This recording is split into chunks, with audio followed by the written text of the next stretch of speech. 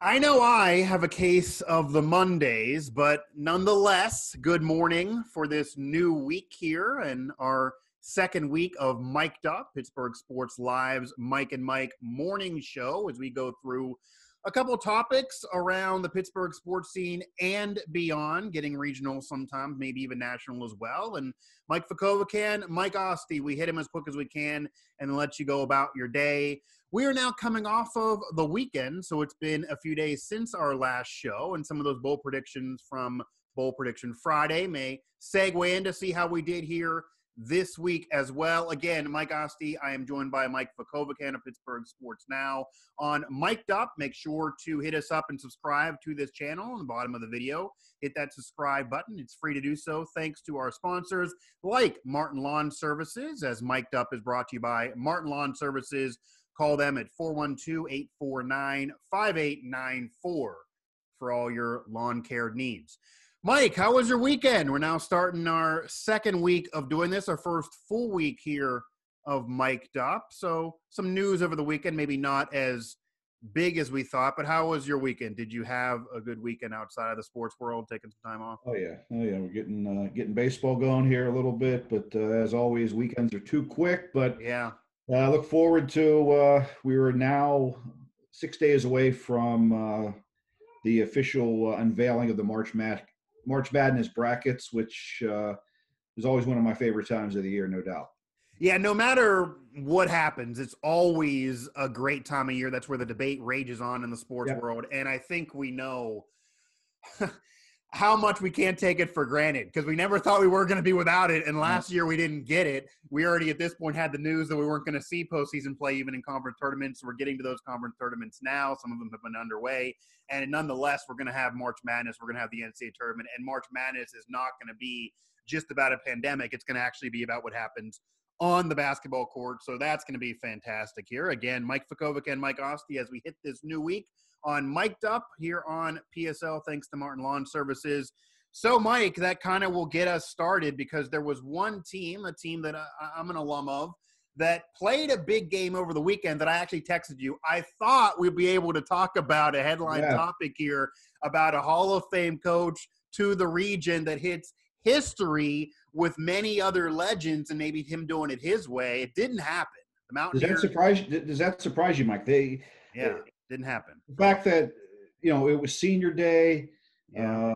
Huggins, I'm sure the players knew about the career milestone for him, and the fact that you're getting down to this tournament where you want to play your best ball, and Oklahoma State didn't have their best player and one of the best players, maybe the number one pick in next year's draft, guard Caleb Cunningham.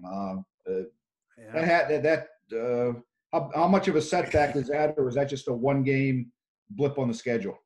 I think it's more of a setback emotionally for fans, maybe kind of a popping of the balloon for fans because Huggins was at 899. If he was at 897, 896, 852, yeah, you want to win. Yes, you want to go in the tournament red hot. And we talked about this on an earlier morning show. The Mountaineers have been playing really well with a really difficult schedule, one of the tougher schedules in the country, going 3-1 in that 4-game gauntlet stretch against all ranked teams and playing really, really well. So you want to go in hot, but I don't think it would have been as big of a deal since Oklahoma State, despite being without their star, they're still the 17th ranked team in the country. They're still a really, really good team. And they had a lot to play for because I would imagine being in that locker room, I'm sure that it was said, look, we don't have the postseason this year because of our self-imposed ban. He's going for 899. They think they can go to a Final Four and win a national title. Let's screw it up. So I'm sure that was kind of the speech, and they played well throughout. I mean, that was a game the Mountaineers were trailing in most of that game. They made it interesting towards the end, but they always were kind of looking up at a basket or two from OK State. I don't think it's going to ruin the year, though. I know we already saw some of those comments when we put up the clip there on PSL of Huggins that, oh, this is typical Mountaineers to ruin a season. This is still a WU team that has been playing well recently that still could go in the tournament and continue to play well, and who knows about the NCAA tournament. You want to win all your games. It's not a bad loss in terms of it being a bad OK State team. It does suck when it happens, but I don't think it's the end of the world that some fans are expecting. The thing I wonder about, Mike, is how much it's going to impact their seeding Right. Yeah. From everything I was reading, that we have so many people doing mock draft or bracketology now. The majority of people had West Virginia on the number 2 line. Yeah. You just have to wonder. I would guess that unless they make a deep run in the Big 12 tournament, that's probably going to knock West Virginia down because they cracked the top 10 last week. Right. I would guess that's going to move West Virginia down to at least the 3 seed.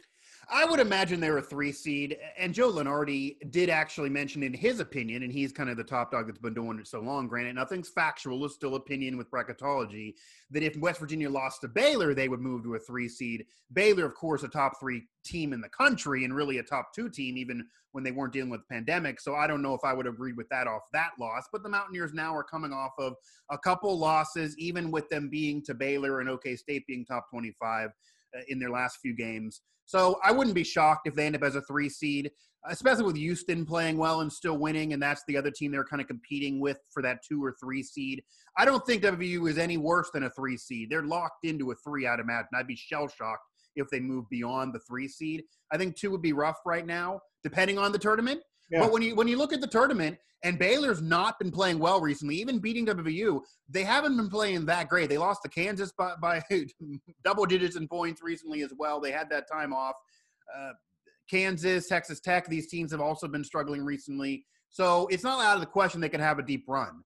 But barring that, they're probably a 3 seed. I will say, and I've said this on my show and other shows and places I've appeared on, I think the seeding and the region that you're in this year means less than normal.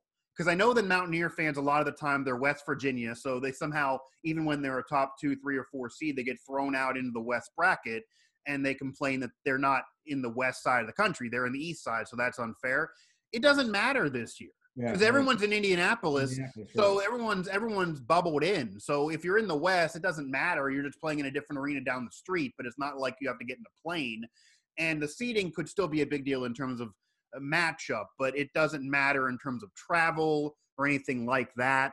So I think the 3 seed is probably realistically where they're pegged. I think it's fair. I will say the only Mountaineer argument in favor of them staying at the 2 is, you got to win, and they haven't been winning as much recently, but that schedule is still tougher than Houston or any of those other teams. I mean, I would imagine, but there's too much competition though with the right with the Big 12. And somebody's one of these teams are going to sneak up in one of the major conferences to win it, and they might get bumped up. So I think West Virginia still has a chance if they make it to the championship game, or they got to go far. It would be a lock for number 2. I think they would have a chance if they maybe make the championship game. But now that we're going to move on to topic number 2 here. Now that we're into conference tournament, let's look back at the regular season. Give me a grade for all the local teams as far as West Virginia, Pitt, Duquesne, and Penn State, and then I'll give mine. Okay. Well, I'll start with WVU because we've been talking Mountaineers right now. This is, I think, out of all these teams we mentioned, WVU's grade hinges on what they do in the postseason more than any others, obviously. If the Mountaineers would lose early in the Big 12 tournament, if they would lose in, of course, the first, second, or really any – I said this before – they have to at least get to the Sweet 16 for this to be successful with how good this team is and how they've been a top 10 team recently and moved from the top 10 to the top 15 to out of the rankings to back in the top 15 and top 10, and Deuce McBride and Culver's success and switching it around all year with Hosker leaving. They got to get to a Sweet 16 for it to be overall successful. But as we stand now, I'm giving it an A-. I get the recent losses. I get getting close to double digits in losses, depending on how the conference tournament they could get there. I get maybe there's too many losses when you're looking at 8 or 9 losses, but that was a brutal schedule. And Huggins, I've said before, I think has done more work in terms of successful this year as a performance as a coach this year than any others with 899, because he's had to tweak this lineup constantly. They change the lineup every game. It's crazy. And they had to have players. They dealt with a major star player who they think is going to the NBA leaving the program. They made it a McBride team. Now it's driven by Culver. he's had to deal with so much, including games being postponed with the pandemic. It's a great job for him. And I do think right now it's an A-, but if this team would crap the bed, for lack of a description, in the conference tournament or NCAA tournament, then I think you bump it down, despite the expectations maybe being lower than where they are now going into the season. I think for Pitt, it can't be higher than a C. I mean, I think we're looking at probably – I don't want to go. I think a C- maybe, just because I, entering the season, didn't expect them to be a tournament team. And at one point during the year, they did flirt with that after that Duke win. Alan and I were on the post-game show talking about at that point after the Duke win, they maybe were a tournament team. And we later learned that Duke is not going to get there themselves. And this is the worst Duke team in 25 years, but still a staple win. But it can't be higher than a C- when you putter the season away, you lose consistently, including the teams that are equal or worse than you. And yeah, you dealt with players leaving, but I don't think it can be higher than that. So I'm going to be a C- because at one point they were thinking about the tournament. Duquesne, I think certainly you're looking at a B+ or an A based on where they're bringing the program up, based on the future of the program, based on what Coach Dambrot's done. One of the more underrated coaches in the country. I know you're high on Duquesne based on what we talked about on our last show. So I think the Dukes are certainly up there with success. I think Penn State's probably maybe a C+, B- range. Yeah, there wasn't expectations on them entering the year, so that's why I could maybe hover at a B-. But C+ is more of the season. I think I would go C+ with them because it could have been more. They're a team that can shoot the lights out. I talked with Corey Geiger of Nittany Sports Now in a couple post-game shows. They can shoot the lights out. They don't play defense, though, and not playing defense is why they lost some games they otherwise should have won. But they've been competitive with a lot of really, really good teams, including Ohio State. And they could have maybe made this year more than it was.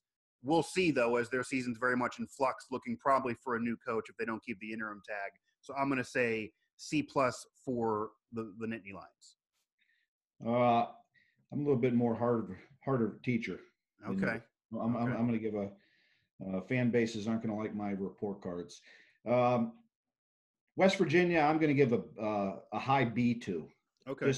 Just the fact that the bottom line is it's still a win business, and I realize they play in a tough schedule, or they play in a tough conference, which means a tougher schedule. But they turn a couple of those wins or losses into wins. They would be a B+. You throw Gonzaga in there too. They played Gonzaga, which none of those other teams. Toughest, I believe it was 87-82 this season. So it was Gonzaga's toughest game. Right. I'm just going to give them a B just because of the number of losses.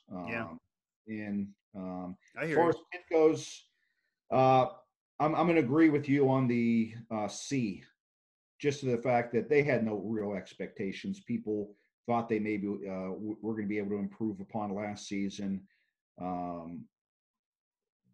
Their schedule was, they probably could have surpassed last year's win total. They won a few games, beating Duke again. But as you mentioned, the down part was losing to some of those games that, quote, they shouldn't have lost to: Wake Forest, Notre Dame, etc. So C, a low C on that. I was bordering line on. I almost went D2. But I didn't want to do it because there's Champagne and Yeah, exactly. And you also, like with West Virginia, toward the end of the season, with only 3 games, they had no impact on the season because Tony wasn't going to play the last game and Xavier Johnson would have played. But you have players leaving the team, but that's part of basketball in 2020. Duquesne, I'm going to give a B2. Okay. Just for the sense, or for the facts of, I'm going to give them the benefit of the doubt because of the amount. Nobody had to deal with nobody was impacted by COVID-19 more than Duquesne, as far as 2 major stops in play. They had a stretch one time where they went 19 days without playing, and then you had to come back in the conference. That's just not normal. They rarely practice as a whole team throughout the season. They practiced or during that time, they practiced in units, and then you have to come out and try to play conference tournaments. So I'm going to, or conference opponents. So I'm going to give them the benefit of the doubt, but they lost again. So But Yeah. Did you think maybe more they should have went further maybe in the conference tournament too? Was that maybe no, just I think they should have been ranked higher, okay? meaning they should have won more games in the regular season. But Gotcha. A10's getting better, Duquesne's getting better, which means they're going to have to start winning these games. It's not going to be we're close, and that means nothing to Keith Dambrot. I know that. The talent level's improving. They're going to be good next year. They could be really good if those guys come back, but it's still a bottom line business, and the bottom line is they didn't win enough. So, but I will give Right. them a Penn State. I'm going to give a C-2, Okay. just to the fact that they blew too many games. The majority of their games, in conference games, they had leads in the second half. I bet you casual fans don't realize that. Oh yeah, they had so many of the leads Right. and big leads. Right. And as you mentioned, they don't play defense. They can score, but you got to play defense. And it's too bad for Jim Ferry because he's a nice guy. I like covering him when he was at Duquesne. He wins some of those games. There's a chance that interim tag's taken off and he becomes the head coach at Pitt or at Penn State. Now, there's no way the administration's going to keep him. I wouldn't doubt that they go with the guy from Cleveland State, bring him in. But Jim Ferry's going to be looking for a job again. I think he's a good coach. I think he might be a good assistant coach at a big level basketball, head coach at a smaller level like he was. But they just blew too many games. They lost some players to the NBA last season, but they still had enough talent on the team to win more games than they did. And once again, that's the common theme is all these teams locally could have won more games. Yeah. Whatever reason, a lot of different reasons, but the bottom line was they didn't. And so I'm going to give Penn State the C- grade. Yeah, I don't. You weren't too harsh. We were kind of in the same boat there. Yeah, and I do agree because even West Virginia, who had the best season of those four, it could have been more. I mean, when you think about it, and that's what we're hearing from fans, this could have been a top 3 team in the country if they would have swung a few of those games. And yeah, it's cool that Bob Huggins got on the phone and said, let's play Gonzaga when we didn't have to. But the risk of doing so, you're stacking a loss, which is why they're now probably sliding out of the top 10, why they need to do well in the conference tournament, and why they're going to move to a 3 seed. That is the issue. Mike Vukovcan and Mike Asti here, mic'd up as we start here another week as Pittsburgh Sports Live offers this morning show. Now, Mike, as we kind of round things out here, it's spring in the air. We're looking at 60-degree days ahead, getting on the golf course. Also, you mentioned Little League. You mentioned baseball diamonds there.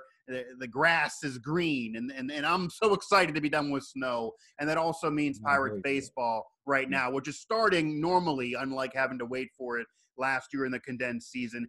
And yeah, there certainly are some pessimists around the Pirates right now with tons of moves, tons of exodus, the payroll not where you'd want it. Granted, they're admit it or not, they're in a rebuild, so why spend tons? But there are some players to look out for. Key Brian Hayes is one who came up at the end of last year, certainly impressed. We'll see him more throughout the season and certainly could be maybe that all-star piece for the Pirates. What are your reasonable expectations entering the season for the Pirates, and kind of what should the expectations be for fans? Because they're predicted to win 58 games by Vegas right now. I know you mentioned on the Friday show as a bold prediction of yours that they're going to exceed that and maybe not be the worst team in baseball. But do they have any chance to maybe make some noise and be anything better than the 4th to worst team in baseball? And should fans expect more than that? If they win 62 games, should fans be mad, or should that just be kind of the situation this year as they're looking to rebuild? And some of these players, if they play well, will probably be traded at the deadline. One thing I could tell you is that I watched flipping between basketball games and golf and the Pirates today. I can tell you the Pirates will not have the number 1 pick. I'll put this down right now. Let's save the show. Okay. The Baltimore Orioles just they're bad. Yeah. God, do they stink? They smell out loud. They're just Chris Davis still striking out every at bat. Very bad. I don't know how you got to be a diehard baseball fan to go. They got some in Baltimore. Yeah. Oh my God. Couple with the fact that the division they play in. Yeah. It'll be a miracle if Baltimore does not have the number 1 pick next year. That's after watching this game, I realized they didn't play. It's a spring training game. I looked at their roster; they stink. So the Pirates they won't be that. My expectations for the Pirates and why I'm somewhat looking for. But my interest is going to pick up throughout the season as the players hopefully start to develop, like Hebron Hayes. Right. I want to see guys like Nick Gonzalez, the number one pick last year. There's talk that their first round pick a couple years ago, outfielder Travis Swaggerty, is going to be able to play. That's what I want to see. I know the argument, and I can't disagree with Pirate fans that say we hear the same thing every few years with this ownership. It's always for the future. They're never going to. Hey, I can't argue with that. I just have to believe the fact that Travis Williams and this new management team are going to, and Ben Sherrington are going to do it the right way. They're going to bring real players in here, real prospects. And that's what I'm going to watch this year when some of the players start to move up. Some of the pitchers that they acquired in trades make it to the season as the season goes on. Right. Are those guys getting better? Is Kevin Newman going to develop? Brian Reynolds. Got to see more from Ryan Reynolds. He yeah, had a is he the guy they thought was going to right. Derek Shelton thought was going to be a star last season and definitely underachieved last season. That I'm looking for individuals. I could care less what the Pirate win total is this season. I want to see individual improvement. I want to see growth from players, and do they have guys that you can actually build around? And I'm not talking about guys like Colin Moran or Jared Stalling. Guys I don't care about because they're not part of the future. I want to see young guys coming up here and looking like real ball players that hopefully we can watch for the next few years. And that was not the case last year. I think that was the problem with last year, that yes, it was a pandemic-shortened season, but many of the players, like even Josh Bell, who they eventually did move, if they could have played better, it would have actually helped the future of the Pirates in terms of their value. Josh Bell, very poor last year, made his value as worse as it could be. Brian Reynolds, who's not going to be moved, he's still going to be part of the future, but his value is certainly at its lowest right now. Many could argue, and there's no way to refute this, they could say 2 years ago was a flash in the pan, and last year's more of what he actually is going to be. And right now, until he plays out of that and improves and plays better, we can't argue that because last year was so bad for him. So we'll see. A win total doesn't matter.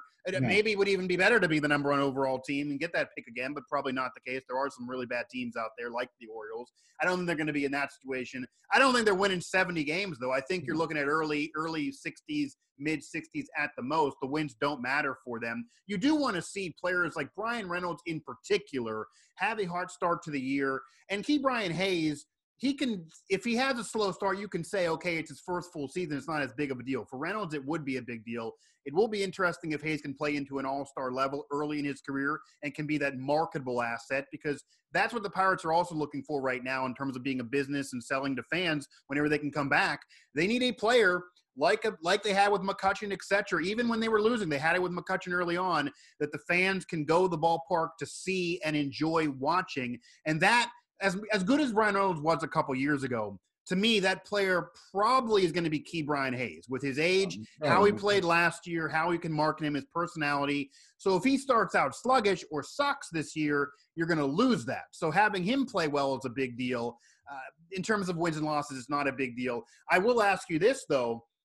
Ben, you mentioned Pirate fans always hearing this before, and of course it's now been a long time since their last playoff appearance back in 2015 and not getting a series win in that 13-15 streak. And people can complain all day about how they maybe dismantled that team too early. None of that matters now. Ben Sherrington is here now. He wasn't there then. Ben Sherrington does have a world championship ring on his finger from his time with the Red Sox, but people like myself and others have argued that that resume doesn't matter as much because he's doing it with a big market versus the Pirates now. Some of the moves he's made so far have been nice. It certainly feels like he's even won some of those moves to this point and maybe has more of a mind for trying to do this the right way. Granted, small market, he hasn't had to deal with that before. It's very early to ask this, but do you believe in Ben Sherrington a little bit more than previous regimes? Is that why maybe you're giving a little bit more of a wait-and-see approach? Because he does have cachet of a resume, even with it being with a big market. And so far, he's shown to realize this is different with the Pirates. You got to make sure you win these deals and get these players at their peak. And so far, he's doing that, even though it's going to be growing pains of probably this, next year, and probably the year after that, where they're going to go into a season where the wins don't matter. Yeah, and it's for one reason, is that I'm big into, and people guys like us can talk all we want. Right. And we could make evaluations of players. Oh, they have this guy in the minors. The Sure. guys that I trust are the guys that get paid to evaluate it, and that's their job. We check it out on the surface. We look at a box score and Right. whatever else. All I know is that when Neil Huntington was here, um, the Pirates minor league system was putrid. Yeah, the cupboard's bare right now for They had one of Charrington. the worst ranked minor league systems. They Yeah. had no real prospects on the team as far as um, in each classification, A, double A, triple A. A year later, if you look at it, the Pirates have made one of the biggest jumps. They were noted by Baseball America and other people as far as the prospects that they were able to get in trades like Starling Marte, even Jamison Tyone. Right. Recent moves that they made were done in order to build up the levels in double A, triple A, single A, so that in a couple of years those guys can play. Sure. My evaluation of now is, I think he's done a good job, but the test is going to be in a couple of years Right. when these guys get here and whether or not it looks good now. Yeah, they look like they have a pretty good 1 through 10 as far as top prospects in baseball, but we don't know that until they arrive at PNC Park. Yeah, and we saw that with Ke'Bryan Hayes. So he's one that's arrived and so far looked good, but that wasn't somebody necessarily brought in by Charrington. But we'll see in terms of the rest of the team. But it's also development. It's also development too, Mike, because the Pirates, sure, as we've seen with guys, Travis Glasnow and Austin Meadows and guys like that, they were here, but they weren't developed properly. You could have talent, but that's what the minor league system's for, and that's why hitting coaches and all those guys in the minor leagues, as far as development, he brought in a whole new regime. So it's one thing just to get here, but you got to know the players' bosses need to know what to do with you when they're here. So hopefully these guys are going to be able to work with the guys like Gonzalez and O'Neill Cruz and Jared Oliva and players like that. It's Travis Swaggerty. We'll find that out over the next year or so. Yeah, some of them have cool names, if nothing else. So, on the marketing standpoint, some of them have cool names that can help fans get interested that way to catch their eye. But we'll see how they play, because it's a wait-and-see approach with the Pirates. I think fans have to realize that what happened with previous regimes and screwing up with Austin Meadows and Tyler Glasnow, who then go lead a team to a World Series, also in a small market after leaving Pittsburgh. While that's going to suck and sting, and fans certainly are going to think about the totality of the last 10 years and kind of not seizing the day and getting as far as they wanted and keeping that team as long as they could have during that McCutchen era. None of that's Charrington's fault. He wasn't there then. So you got to give this regime their own time. They're kind of at square one. And I think the point you made about retooling the farm system, that's the biggest deal. He's done it a little bit to this point. The wins do not matter this year. The wins probably aren't going to matter next year. It is a big deal about the individual trades and the individual players playing well. And there also is something to be said for when you're mentioning maybe they're the fourth worst team instead of the worst. While the wins and losses don't matter, it would be a big deal to see this team get 65 wins instead of 58. And then that would mean that next year you can bump it maybe to 68 wins or 72. But if you're at 58 wins, next year you're looking at 63 because you're not going to make any splash moves probably, and then you're a year further away. So if they can try to speed up the clock a little bit more than past years, and that's a little different story. So we'll see how these kids play. A full year of Ke'Bryan Hayes is going to be the biggest deal. He's the biggest one to watch, but several others as well. Right now, Mike, he's the odds-on favorite. Right now, he's the odds-on favorite. The guys were talking about it on the broadcast, Greg Brown and John Wayner. Yeah. For the first time, and they can't remember when, he's the going into the season, he's the odds-on favorite or the betting favorite to be the National League Rookie of the Year. So it's possible. Pirates haven't had that in I don't even know when. When Jason Bay won, he came out of nowhere. Yeah, in terms of expectations entering a season. Right, and people forget, too, for a rookie to do that with the Pirates is a big deal because Barry Bonds' rookie year, he was not anywhere near the great player he became with the Pirates, and then we know afterwards. For this to be Ke'Bryan Hayes doing it now, even McCutchen took a little bit to develop. That'll be big, certainly. Yeah, and if he there's a plays like question. last year, it'll happen. So we'll see. But nothing is guaranteed until they get out there with games that count. Again, we'll see. There's been some spring training games that maybe they lost, they should have won, but they obviously don't matter to this point. So we'll see. That'll be it for the Monday morning show here as we open up this new week. A lot can happen as there's already some tea leaves potentially leading into a big week in the sports news as we had a big week to end last week. We will wait and see what happens every day as we'll be with you every morning to touch on the news and notes here in the Pittsburgh sports scene and beyond. For Mike Vukovcan, I'm Mike Asti. For all of us throughout the Pittsburgh Sports Now family and Pittsburgh Sports Live, that's another edition of Mic'd Up here, brought to you by Martin Lawn Services. Good morning to you. Have a nice start to your I take a swig there. Have a nice start to your week and check out the sites for all the news as it happens.